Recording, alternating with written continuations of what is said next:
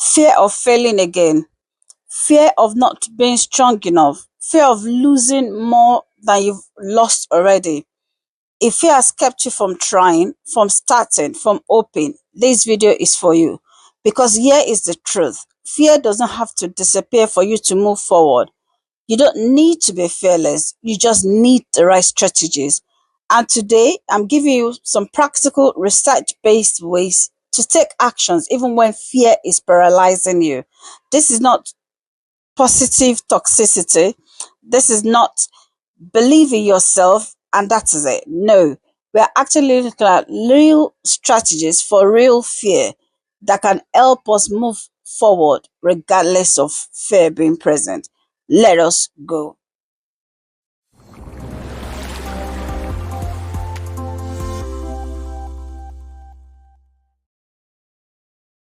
So, welcome to InspireAbility. This is where we tackle real life challenges with practical strategies that work even when life is complicated.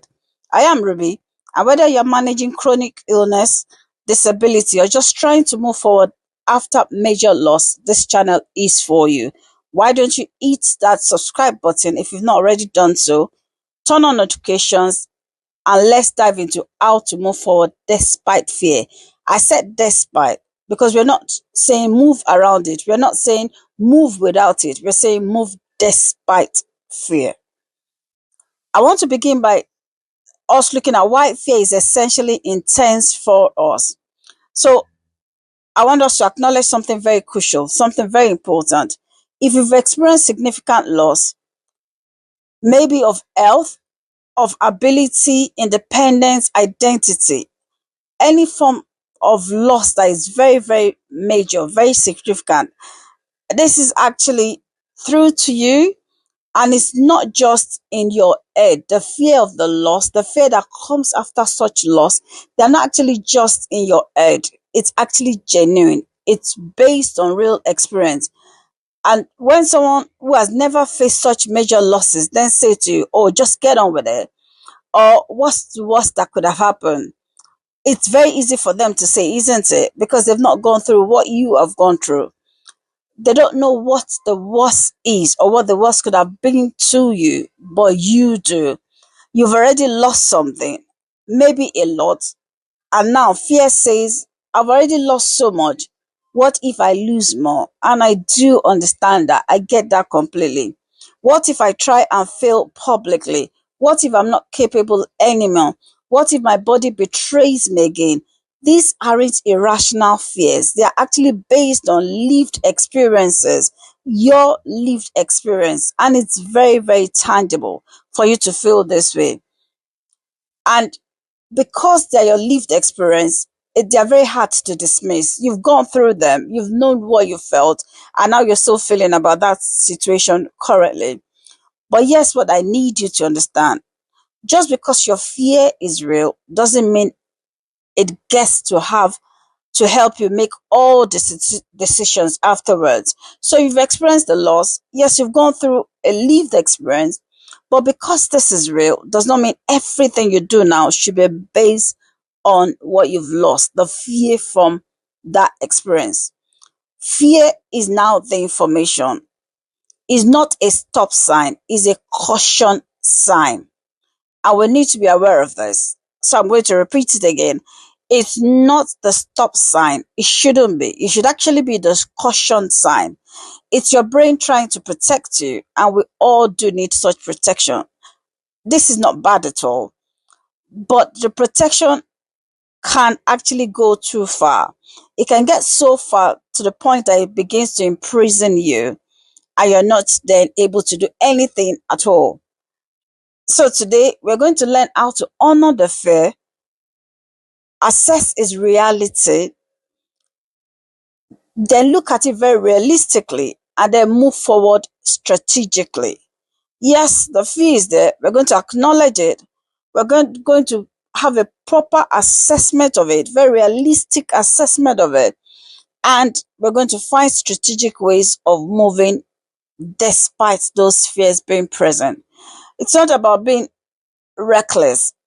It's not ignoring the fear, but it's just us doing things differently that would help us to still navigate things despite the fear. And we're not saying let go of your fear, forget all about it, but we're just not going to let it control us anymore in such a way that we then become imprisoned or completely immobile because of their presence. Let's begin again by understanding fear and wisdom. Let's kind of differentiate what fear between fear and wisdom. Before we get into the strategies, it's very important that we have this clear-cut distinctions. They can sound very familiar, they can sound very similar as well, but they are very different. Fear would say, I shouldn't try because I might fail. But wisdom would say, I should try, but with realistic expectations and safety measures. Fear will say, my body failed me once, I can never trust it again. Whilst wisdom will say, my body has limitations, I need to respect those limitations, but I can still try things within those limitations. Fear can also say, if I can't do it perfectly, then I shouldn't do it at all. Whilst wisdom will say, okay, I'll do what I can, adapt as needed, and that's enough for now. And here's the test. Ask yourself these two questions. Is this protecting me from actual harm? An example is not exercising during a flare-up. What do you think that is? Is it fear or wisdom? I guess you must have said wisdom, which is the correct thing because it's protecting you from actual harm. But it would be fear if it's not protecting you from actual harm.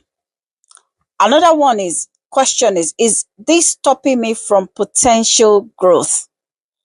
An example I can give to this is never trying any exercise ever again. What do you think what is you think is speaking there? That definitely is fear. I will never try it again. That's fear speaking. Wisdom is adaptive. Wisdom is making adjustments to still achieve something, moving forward, looking for potential for growth despite what you've been through in the past. Whilst wisdom is adaptive, fear is quite resolute. Wisdom will say, I'll find a way. Fear will say, there's no way. And that's why we need to go for wisdom from today. The next thing I want us to talk about is the adaptive courage framework. And these are very practical steps and strategies I need us to know and be aware of if we are going to move forward despite fear. And there are 5 of them. Very practical, very helpful, and I hope they'll help you too. And I personally call this the adaptive courage framework. It's very good. It works. It's not about being fearless. It's about being strategic. Now, don't think, oh yes, once I have this framework, I will never be afraid again. That's not the essence of it. It's actually looking for strategic ways of moving on, getting things done, and achieving your potential despite what you've been through in the past, despite the protection your brain is trying to give you. Strategy 1, micro actions. Yes, the mistake most people make. They try to conquer fear in one giant leap. I'm afraid of going back to work, so I need to apply for 50 jobs, have 10 interviews, and start full-time next month. Oops. No. That's actually setting yourself up to fail from the beginning. And when you fail, guess what? Fear has won. And the fear will say, see, I told you so. Instead, I'll suggest you break that terrifying goal into tiny, manageable steps.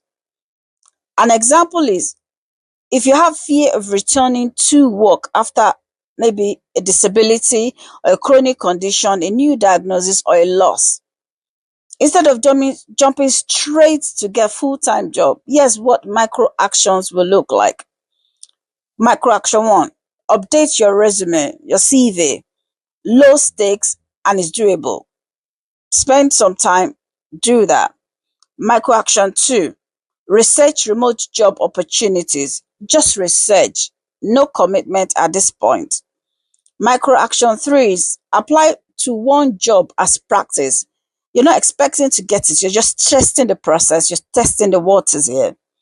Micro action 4, do a mock interview with a friend. Micro action 5, apply to 2 to 3 jobs you're actually interested in. Then micro action 6, interview for one position, and then you see how things go from there. So why would this work? Each small steps actually builds your confidence. Each completed micro action proves to your brain that you can do hard things, that you are still capable despite what had happened in the past. And because you've done these tiny things and you've achieved them, by the time you get to bigger, scarier parts, you've already built a momentum. Your brain is being rewired, reprogressed, and fear has begun to shrink because you're no longer seeing things are big and insurmountable. Your brain is now saying, yes, if you did X, Y, and Z 2 days ago, 3 days ago, last week, so maybe you can do this as well. Your brain is beginning to rewire itself very differently, accommodating your live experience and the fear that has come from it. The next strategy I want to tell us about is the worst case scenario planning. And I know this sounds counterintuitive, but it's incredibly effective. Just trust me on this. Most people avoid thinking about worst case scenarios because it feels as if you're inviting disaster and you're being negative. But here's what actually happens. Your brain is already imagining the worst. It's just doing it in the background, creating vague, unmanageable dreads. So the fear you have already, it's already doing the work of creating the worst case scenarios anyway. But instead of it hiding in the background, what we want to do now is bring it into the light. We want to write it down. We want to actually work with what is right there at the background of our brain by stopping us from moving forward and getting things done. Write down what the actual worst case scenario can be. Let's say maybe you're afraid of a plane pain flare during a very important event, maybe such as an interview. So you write it down. Okay, so it's very possible that I'll attend this event and this pain will just spike all of a sudden. So step number 1 for you to do is write down the worst scenario. Maybe your pain spikes to 8 or 9 over 10 and you need to leave early. So this next thing is you write down, if this happens, what would I do? Then you have suggestions of maybe I get backup transportation arranged. I'll identify a quiet space ahead of time. I'll plan my pain management strategies in such a way that I'll bring my tools along that can help me. Or maybe you just tell someone that you can trust so that they'll help you exit the event gracefully or help you make an excuse to the person, the host of the event or the person organizing the interview. So you've done all of this and you've planned ahead for the worst case scenario. Why this works is that, and I want you to actually pay attention so that you notice what happened. You took a very vague, terrifying fear. Something bad could happen. It's been in the background. It's been there screaming at you, not wanting you to take any step, but you've brought it forward. You've turned it into a manageable problem and you have a plan to tackle it. So it's not just there screaming into your ears, you have a plan for it. And that plan helps you, gives you the confidence that yes, the worst case scenario might happen, but I have a plan. And because I have a plan, it drastically reduces the fear that you would have concerning the worst case scenario. Now you know that if anything happens, you have a way through it. You have a next steps to take to mitigating against something terrible happening from your worst case scenario. Strategy number 3, evidence collection. This is where we want to challenge the narrative. Listen, fear is a liar. And one of his favorite lies is you can't handle this.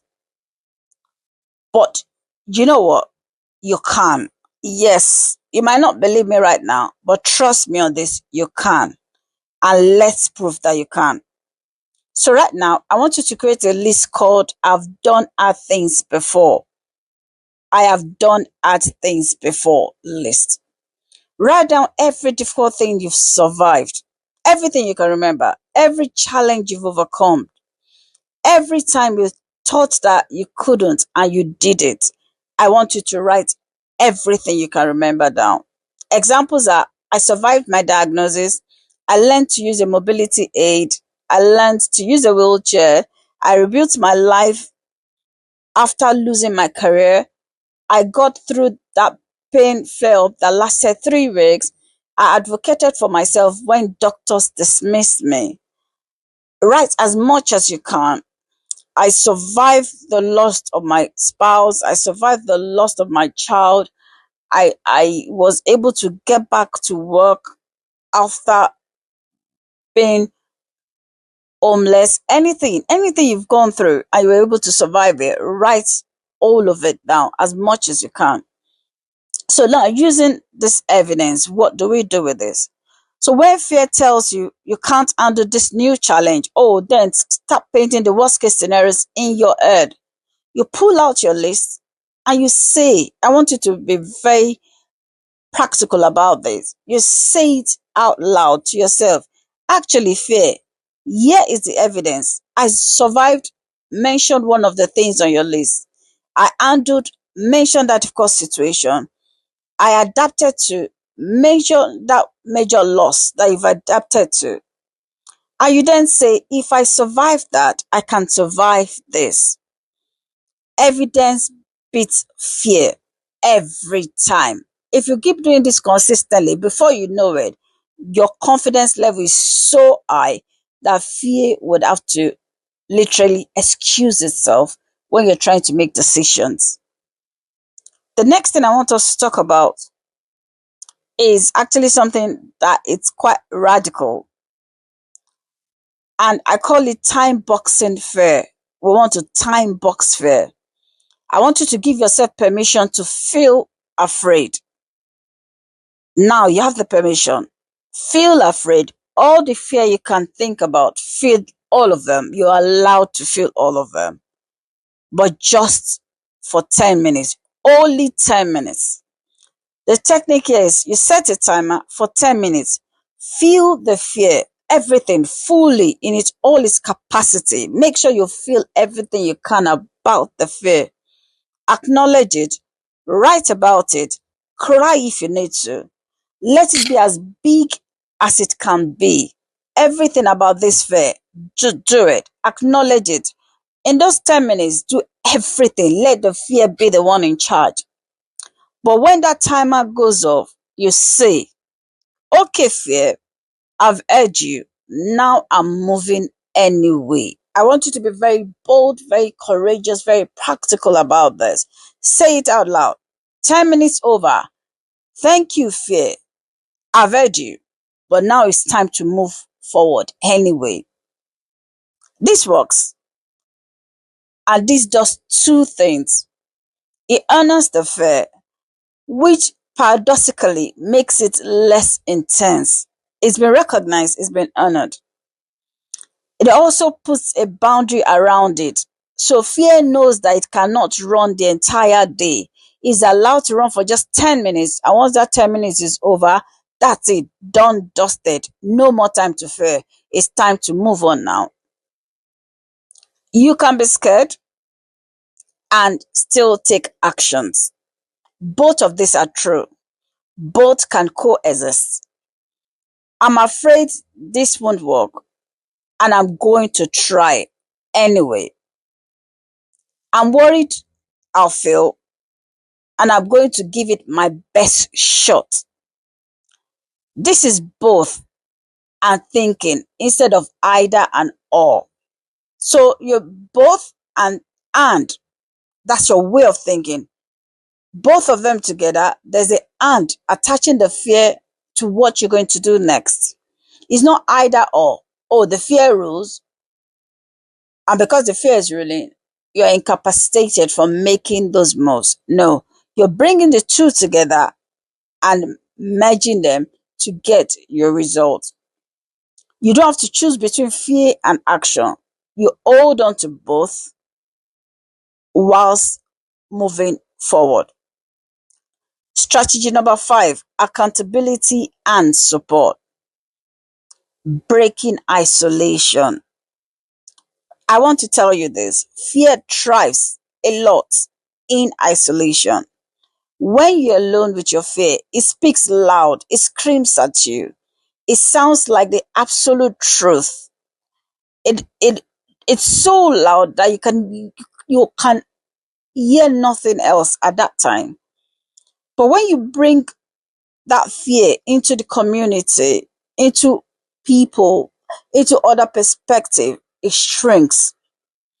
And here's how to get this done. Tell someone you trust, I'm afraid of, mention what you're afraid of, but I'm going to try, mention the action. Oh, I'm afraid of starting a new job, but I'm going to start researching for maybe a remote one. And you ask them, will you please check in on me? So you have somebody that would help checking on you whilst you take these steps. Could be baby steps, but they are steps anyway. Having someone witness your attempts make it easier. It does make it a lot easier. And you feel you're not alone in this. And when someone says to you, I'm proud of you trying, even if you did not succeed with whatever you aimed to achieve then, or you're able to do one, you couldn't get second or third done, but somebody was there witnessing that. And if the person could actually say, I'm very proud of you trying, that is actually very empowering. And it helps you to know that, yes, there's somebody alongside you wanting you to succeed. And that gives you a level of confidence and motivation to try again. And where do we find this support? There's so many online support groups out there now. The internet has made life quite easy enough for us to get support with our disability. There's so many disability networks. There's so many specific groups for individual conditions, people that understand what you're going through, that have probably been through the same pattern of events and are still making moves or want somebody to support them to make moves as well. It's a good place to be. And if you have trusted friends and family, but not all family members and friends, people that actually get it, that understand, and are willing to stay alongside you as you make this transition from fear, from lived experience to moving forward. Maybe you have a good therapist, a counselor, people like that that can support you. And guess what? You have this community. Drop a comment, we'll cheer you on, we'll celebrate you, your successes, we'll encourage you when you need the encouragement. Just drop the comment below or reach out to us. I'll be willing to support you through your journey from fear to steps to realistic, achievable goals. Don't attempt to fight fear alone. You are never meant to. And it can be quite overwhelming trying to do that. You have people that can support you. The next thing I want us to talk about is mindset shift. We want to try to reframe failure. And we're talking about big fear underlining a lot of these strategies. Fear of failure. It is fundamental. We all go through it one time or the other. The big elephant in the room, fear of failing at something. Because if you're going to try despite fear, you will fail sometimes. And that's realistic enough. We have challenges, we have complications, we have disabilities, we have chronic conditions, we've experienced losses. So there'll be times that we will attempt things and we will fail. And we need to look at that and bring it into the light. And I want you to begin to look at failure differently because it's almost inevitable. It's life. Failure happens. And a key reframe I want us to have is that failure is not the end. Failure is data collection. This approach didn't work does not mean I can never succeed. Listen, the fact that something did not work does not mean you can never succeed at something else or even that thing after adapting, adjusting, or making the right time for it. It equals I have more information now on how to not go about doing that specific thing, which would actually help you to get closer to achieving what you need to achieve. So now you've done it, you failed at it. Good, because now you have a few list of things of how not to do that thing again or how to change things slightly so that you get a different result. So it's data collection. Actually, that failure is helping you. Remember Thomas Edison? He failed how many times? 1,000 times before inventing the light bulb. And his famous quote is, I didn't fail. I just found 1,000 ways that did not work. And because he knew 1,000 ways, by the 1,001 time, he was able to succeed because he had learned 1,000 ways not to do it. J.K. Rowling was rejected by 12 publishers before Harry Potter was accepted. 12 times rejection. Wow. And guess what now? Harry Potter is known to everybody in the world. Films upon films, franchise everywhere. If she has stopped at number 10, we will not have Harry Potter now in the world. She just learned different ways of achieving things. She was able to collect good data that in the end worked for her. Here is your advantage. Here's something powerful. You already know how to adapt after failure. Why? Your disability or chronic illness already forced you to try, fail, pivot, and try again. It did for me. I had disabilities. I couldn't work. I had to adapt to being a wheelchair user. I had to adapt navigating the roads. I had to adapt moving from one place to the other. I had to adapt with so many things, getting dressed, getting changed in a wheelchair, standing previously, but now being sat the entire trip or an entire event, everything had to change. Looking after a young family as a abled person is very different from as a wheelchair has user. So they're very different things. And because of those disabilities, I've learned how to adapt. And because of some other illnesses, I've learned how to adapt anyway. So we are at an advantage because we've learned adaptation. We've tried things. We've failed at them. Oh, trust me, when I started wheelchair, it was a nightmare. We've failed at so many things whilst adapting to a new life of disabilities and chronic illness that now we are experts at failing and trying again until you get what works for you. And interesting enough, that's what I realized. What worked for somebody else, even my next door neighbor, would not necessarily work for me. It takes constant trying, adapting, changing things, reviewing, trying again for me to be able to get to what was suitable for me. I even tried a few wheelchairs before I got to the comfortable one. So we've done that already. We know how to recalibrate. We know how to find new approaches when the first one does not work. We are now experts at them. And this is quite empowering. It's a very good, powerful truth. It's not weakness. It's now our superpower. And we need to use this everywhere possible. We are more resilient. We are much more built up that fear shouldn't subject us or limit us or prevent us from making steps. We've gone through so much fears, we've overcome them, that now we don't necessarily have to believe what fear is telling us or what it wants us to believe. Now listen, fear would always be there. It would always be present. I want to tell you to go away, but this is where we speak truth. It will not necessarily go away. That's not a bug. It's a feature.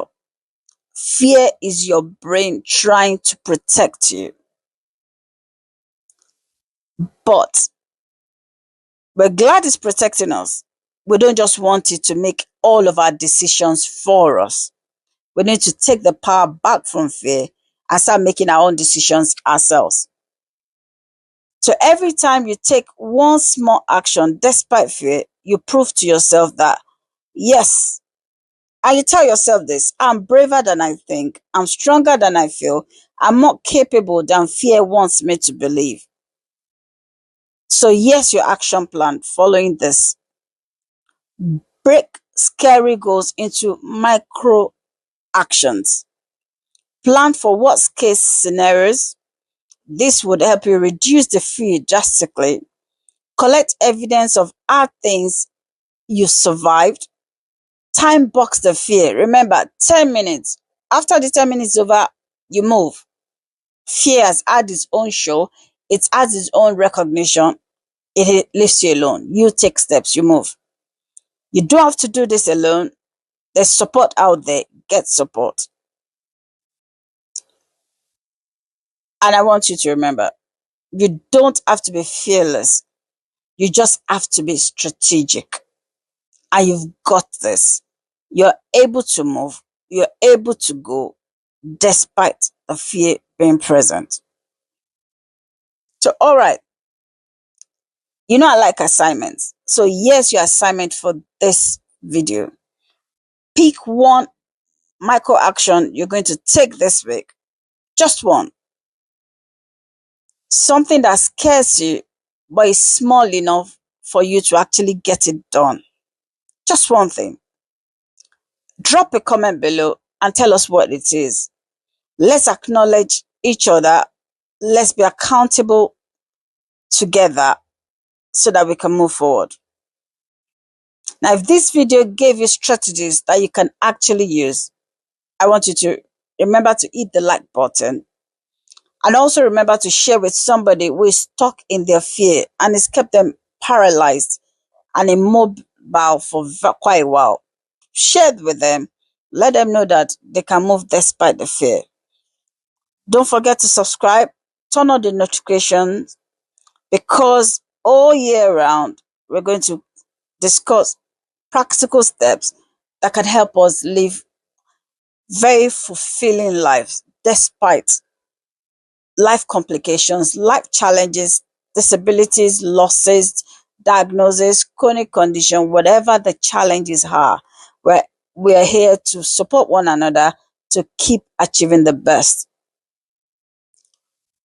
I have some free things for you, so check the description for the strategic reset workbook and the complete resource guide for chronic illness and disability support. You have the links in the description. Please do avail yourself to those free tools that can help you tremendously. You're not stuck. You're just figuring out the next step. And that next step, it can be tiny. It can be imperfect.